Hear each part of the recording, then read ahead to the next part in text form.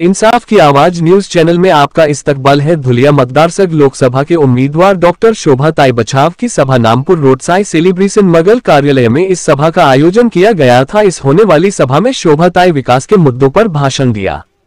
इंसाफ की आवाज news channel Salim Shaikh की रिपोर्ट।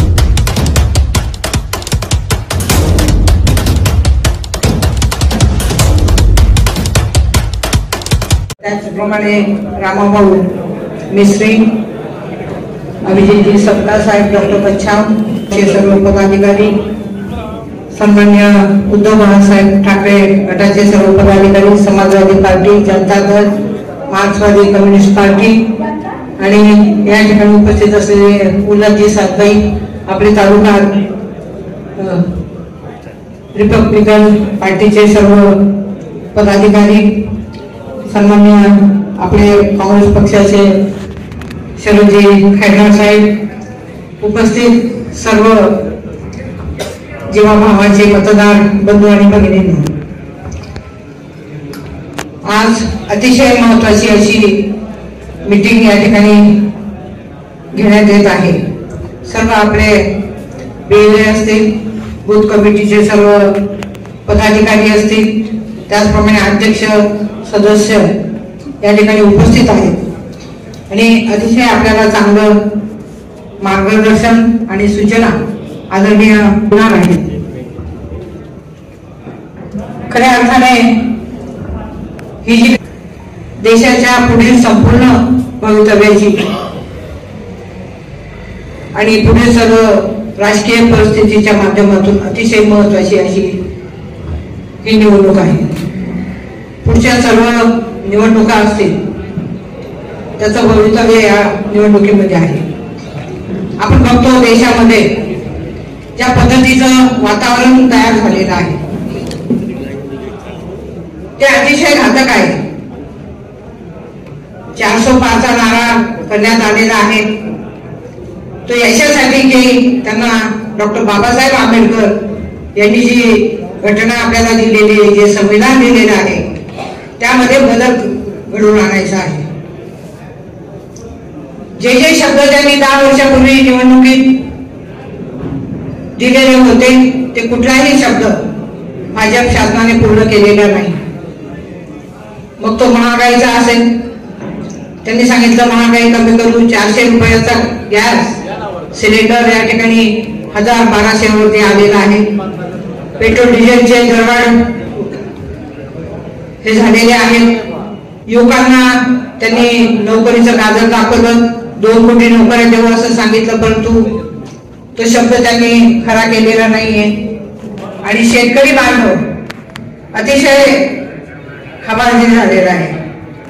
शेतकऱ्यांना त्यांनी सांगितलं होतं की आम्ही आपल्या शेतीचा 7-12 कोरा करू, त्याचप्रमाणे हमी भाव देऊ, त्याचप्रमाणे दुग्धा भाव देऊ, म्हणजे डबल किंमत आम्ही देऊ, परंतु तो देखील शब्द पूर्ण झालेला नाही। या ठिकाणी आपल्या ग्रामीण भागातून अनेक शेतकरी बांधव उपस्थित आहेत। या बांधवांच्या विरोधातलं सरकार आहे। आपण बघतो दिल्लीमध्ये जे काही 3 कायदे करण्यात आले त्याच्या विरोधामध्ये हरियाणा पंजाबचे शेतकरी त्या ठिकाणी आंदोलनाला बसलेले असताना त्यांचे किती हाल झाले, किती छळ झाला, पाण्याचे फवारे मारण्यात आले। शेवटी आंदोलन संपूर्ण देशभर झालं आणि ते 3 कायदे मागे घेण्याची नामुष्की त्याच्यावरती आली। दबाव, दहशत वातावरण आहे संपूर्ण देशामध्ये। कोणी विरोधात बोलायला गेलं तरी ईडी आणि सीबीआय चे लगेच त्या ठिकाणी त्यांच्यावरती धाडी पडतायत। असं कधीही नव्हतं आणि म्हणून देशामध्ये शांतता समृद्धी आणण्यासाठी, देश सुजलाम सुफलाम करण्यासाठी आपल्याला महाविकास आघाडीची सत्ता आणणं हे अतिशय महत्त्वाचं आहे। निवडणुकीच्या माध्यमातून मी म्हणजे संपूर्ण ग्रामीण भागात, शहरी भागात फिरते आहे। आता सुद्धा सकाळी ग्रामीण भागात मी जाऊन आले।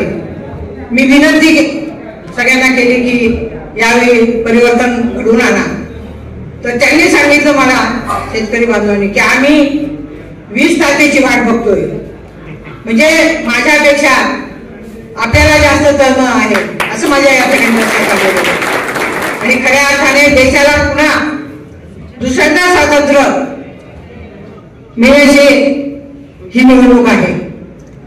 ही निवडणूक जनता विरुद्ध सरकार आहे. आणि या ठिकाणी मी आपल्याला विनंती करते की आपण 20 तारखेला आपलं बहुमत असं मतदान पंजाबी दिशाने समोरचं बटन दाबून आपण मला आशीर्वाद द्यावेत आणि मला प्रचंड मताधिक्याने निवडून आणावं. माझा आरोप क्रमांक 2 आहे. आणि पुन्हा पुन्हा मी या ठिकाणी विनंती करते, मी आपली सूनशे मला आपला आशीर्वाद ने गरज से आणि आपला हक्काचा खासदार आपला घरातला खासदार आपले भेटावू शे. धन्यवाद. जय हिंद. आपला विजय निश्चित आहे, याबद्दल कुठली शंका नाही. आपण भरघोस मताने लाखाच्या पुढच्या मताने निवडून याल. या ठिकाणी सर्वांना विनंती आहे, खाली आपल्या सर्वांसाठी जेवणाची व्यवस्था केलेली आहे. प्रत्येक